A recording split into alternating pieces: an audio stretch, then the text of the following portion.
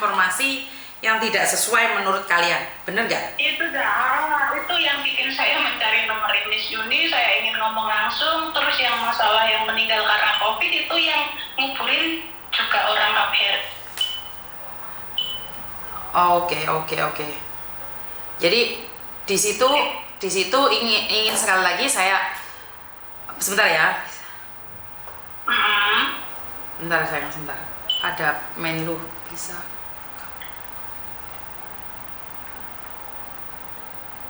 Bentar ya. Iya. Sorry. Jadi kita akan nunggu seperti apa dan bagaimana pernyataan itu bahwa Rusia baik-baik saja, ada yang benar, ada yang tidak benar informasinya disampaikan. Nah, karena itulah saya selalu mengatakan bahwa saya akan mencoba untuk berbicara, tapi intinya kamu juga tidak setuju kan dengan adanya pengiriman orang bekerja di Rusia? Enggak. Masalah itu udah lama sih saya berdiskusi. Saya sering kayak ketemu sama orang konsuler, berdiskusi masalah itu. Cuma kan kita nggak punya kayak bukti kuat kayak gitu loh, Miss. Masalahnya anak-anak yang kabur itu enggak, sebagian dari mereka itu nggak mau mereka dekat sama KBRI kayak gitu loh.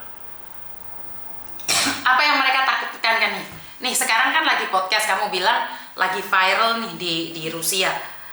Kamu bisa nggak ngasih himbauan sama teman-teman apa yang ingin kamu katakan sama teman-teman kamu yang ada di Rusia? Yang ada di Rusia apa di Indonesia? Di Rusia ataupun di Indonesia nih. Kan kamu bilang nih, kenapa mereka nggak mau lapor, ada apa? Kenapa mereka takut lapor, bener nggak? Itu udah lapor diri, sedangkan pihak dari KBRI semua teman-teman yang berada di Rusia yang merasa punya masalah, yang merasa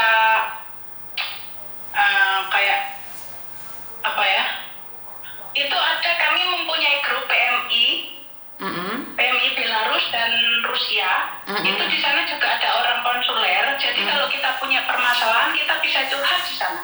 Mereka juga menyediain mau japri apa mau di grup langsung, kita juga nggak apa-apa. Di sana bisa kayak kalau kita lagi ngurus kayak dokumen-dokumen, mereka di sana juga bisa tanya dan dijawab langsung sama orang-orang KBRI. Kalau buat teman-teman yang di Indonesia, jangan tergiur kalau ada orang ngomong kerjanya enak, jaga villa kosong. Kerjanya enak, dapat gaji besar, bisa jalan-jalan dan libur. Tanpa memperdulikan ilegal atau legal. Padahal mereka tahu kalau berangkat dari Indonesia ke Rusia itu kebanyakan ilegal, jarang yang legal, karena visa legal bekerja itu sangat mahal. Terus di sini itu nggak sesuai ekspektasi, yang enak kayak gitu, nggak kerja tapi dapat gaji, nggak kayak gitu. Kan nggak mungkin tuh nggak kerja dapat gaji. Soalnya gambaran dari mereka kemarin yang dari saudara Ilyas, saya sudah ketemu sama dia. Apa katanya? Ilyas itu ngomong dari ini lagi dari teman-teman yang sudah berada di Rusia. Mereka selalu itu kan Ilyas itu juga mengatakan teman dia datang ke sini karena teman yang sudah berada di Rusia mengatakan kerja di villa kosong dan dapat gaji. Terus? Makanya dia tergiur datang ke sini. Mikirnya kan ya nggak kerja, juga cuma jaga villa kosong. Ternyata pekerjaan yang seperti itu. Jadi jangan percaya sama promosi calo, bener nggak? Jangan percaya promosi calo. Jangan percaya sama promosi calo, jangan berangkat ke Rusia. Kalau mau bekerja mending cari kayak negara-negara yang sudah melegalkan WNI. Di sini tuh nggak sesuai ekspektasi orang-orang yang di Indonesia. Banyak yang mau berangkat ke sini, masih banyak sebenarnya. Itu makan kadang dari teman-teman saya yang di Indonesia juga ngomong aku pengen ke sana, nggak usah. Tapi kan sebagian dari teman-teman Rusia yang lain di sini mereka berangkat, Miss. Berarti kita harus berarti kalau boleh tahu nih Mbak, kebanyakan yang ada di Rusia itu warga negara Indonesia berasal dari mana? Banyuwangi, Jember, Jawa Tengah, Jawa Timur? Banyuwangi paling banyak, Banyuwangi Jawa Timur. Jadi orang-orang Banyuwangi itu sangat minatnya tinggi untuk ke Rusia.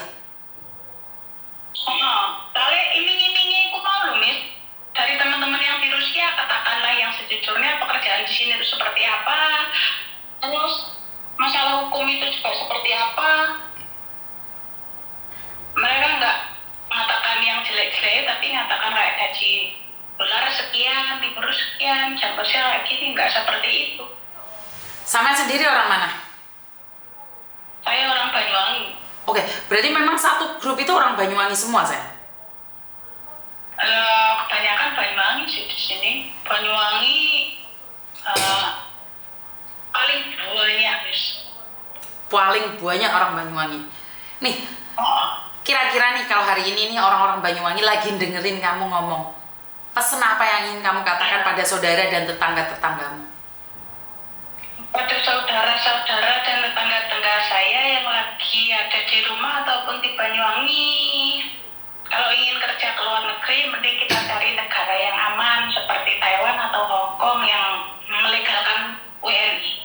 Kalau di sini saya nggak merekomendasikan, karena di sini jangan hanya membayangkan pekerjaan mudah, dapat gaji, bisa libur, nggak seperti itu. Kita berangkat ilegal di sini juga banyak resiko. Satu, kan kita bisa tertangkap polisi. Kalau kita nggak ngerti bahasa dari mereka, kita bisa mendapat pelecehan. Ketiga, biasanya kalau kita nggak belajar dari bahasa mereka, itu kayak kita diakali kayak gitu loh, Miss. Oke. Jadi harus yang banyak dipelajari kalau emang bekerja di suatu negara. Tapi saya setuju dengan sampean. Setuju dengan sampean dengan mengatakan bahwa kerja di luar negeri temennya sama aja, Mbak, bukan hanya di Rusia. Begitu juga dengan di Hong Kong atau mungkin di Taiwan, karena saya tidak pengalaman di Taiwan. Di Hong Kong juga kalau kalian tidak menguasai bahasa dan kalian ngarep no jogo ulo apa jogo villa kosong, itu tidak mungkin. Emangnya villa kosong itu yang bayarin kalian hantu? Kan nggak juga sih. Kan nggak mungkin secara logika kalau memang ada villa kosong, ngapain harus dijaga? Emang ada hantunya di dalam? Jadi itu yang saya tidak habis pikir. Oke. Untuk kalau yang berada di Rusia, saya mohon jangan berangkatin saudara kita sendiri dari Indonesia ke Rusia. Sedangkan kalian sudah tahu situasi asli di sini itu seperti apa, atau kerja di sini seperti apa. Ya. Dan buat teman-teman yang saat ini sudah ada di Indonesia dan kalian pernah bekerja di Rusia, ya kalian sukses. Tapi saat kalian membawa teman kalian, saudara kalian, tetangga sekalian ke Rusia, belum tentu nasibnya sama seperti kamu. Jadi buat teman-teman khususnya Banyuwangi ya sayang ya. Iya, khususnya Banyuwangi yang punya atau minat ingin berangkat ke Rusia, mending diurungkan. Jadi saya lebih memilih untuk mengatakan bahwa Rusia tidak sedang baik-baik saja dong. Benar nggak? Iya, nggak apa-apa sih. Cuma keadaan lebih baik ngomong kayak gitu. Nggak apa-apa juga, saya juga setuju. Di sini juga sedang nggak baik-baik saja, saya juga setuju, nggak apa-apa.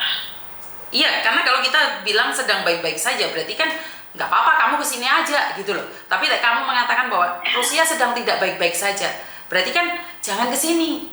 Karena di sini itu ilegal. Iya kan lebih baik Rusia sedang tidak baik-baik saja untuk kalian datengin. Untuk kalian bekerja secara bisnis pun tidak sedang baik-baik saja. Karena saat kita tidak menguasai bahasa, kalau kita tidak menguasai bahasa, maka pelecehan itu bisa terjadi dan kita direndahkan di negara tersebut. Benar atau salah? Benar, itu dari pengalaman saya sendiri, karena saya salah satu dari korban. Saya himbau sekali lagi yang ingin berangkat ke Rusia mending diurungkan niatnya. Oke. Dan karena saya sudah tahu nih ya situasinya. Saya pernah sama agen itu, kan saya dikembalikan sama agen, dia minta uang saya $2.000 US. Terus saya mengatakan kayak gini, Miss, karena saya sudah 1 tahun di sini, saya sangat belajar dengan giat bahasa Rusia, saya ingin tahu. Dan saya orangnya nggak menyerah untuk belajar ya, soalnya kan di sini saya juga sudah tahu saya ilegal. Kalau saya nggak bisa ngomong, otomatis saya akan kayak gimana kayak gitu loh. Saya ngomong sama ibu, saya akan mencari bos sendiri, saya akan meminjam uang sama bos itu, dan saya bukan lagi anak buah Anda. Tapi dia nggak mau dulu, makanya saya lari kedua kalinya dari jendela lantai 6 ke bawah itu berapa meter ya? 3 meter kali 6. Sedih nggak waktu kamu kabur, sayang? Jadi orang kaburan sedih nggak kamu sayang? Sebenarnya sih, ya sedih Miss. Kok maksudnya saya di sini kan dulu juga kayak merasa ditipu itu loh. Oke. Ya sedih. Habis itu saya cuma punya pikiran saya tidak ingin dari sebagian saudara-saudara atau teman-teman yang di Indonesia berangkat ke sini dan merasakan seperti saya. Tapi nyatanya banyak yang jadi calo, makanya saya kan sering berdiskusi sama orang KBRI gimana caranya calo-calo yang di Indonesia itu dihentikan kayak gitu. Jadi malah kamu yang meminta sama KBRI bagaimana caranya menghentikan calo-calo tersebut. Apa reaksi KBRI? Reaksi KBRI kita harus punya itu Mbak, bukti-bukti yang kuat dari mereka-mereka korban, sedangkan korban-korban sama KBRI itu kayak takut gitu. Jadi masalah nggak selesai kalau korban tidak berbicara, bener nggak? Masalah nggak selesai kalau korban nggak berbicara. Dan sampean sendiri merasa sebagai korban kan sampean bisa melaporkan juga? Kayaknya melapor tapi nggak kuat sih Miss, kan cuma 2 orang. Sebagian dari mereka itu karena dulu banyak Miss sebenarnya. Karena dulu itu saya pernah ngomong langsung sama orang KBRI. Gini loh masalahnya, orang KBRI sama PMI itu mereka takut kalau dengar nama KBRI. Nah kenapa Mbak? Ya karena KBRI itu seperti momok yang menakutkan. Jika kita minta tolong sama KBRI dulu, jika kita minta tolong sama KBRI, maka yang minta tolong itu dikembalikan lagi ke siapa yang bawa.